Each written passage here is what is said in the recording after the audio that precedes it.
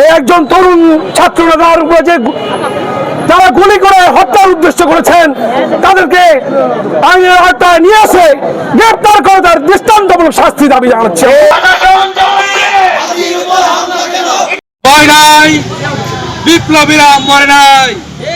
বিপ্লবীরা ততদিন বেঁচে থাকবে যতদিন এই বাংলাদেশের মানচিত্র বেঁচে থাকবে।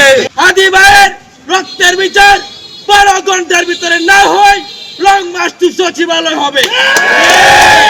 এক হাদি যদি লোকান্তরে যায়, লক্ষ হাদি বাংলার ঘরে ঘরে জন্মাবে।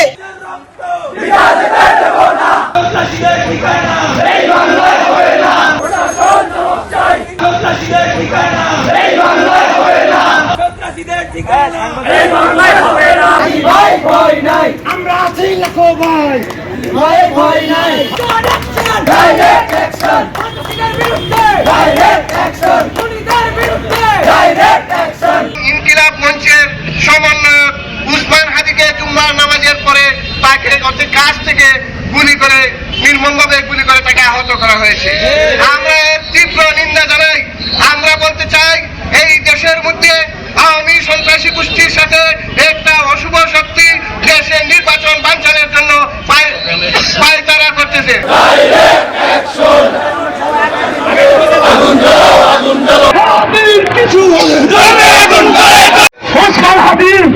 ঢাকায় স্বতন্ত্র প্রার্থী হিসাবে নির্বাচন করতে দাঁড়িয়েছিল। আমরা জানি না কে বা কাহারা আমাদের ইনকিলাব মঞ্চের মুখপাত্র শরীফ ওসমান হাদিকে লক্ষ্য করে গুলি চালিয়েছেন।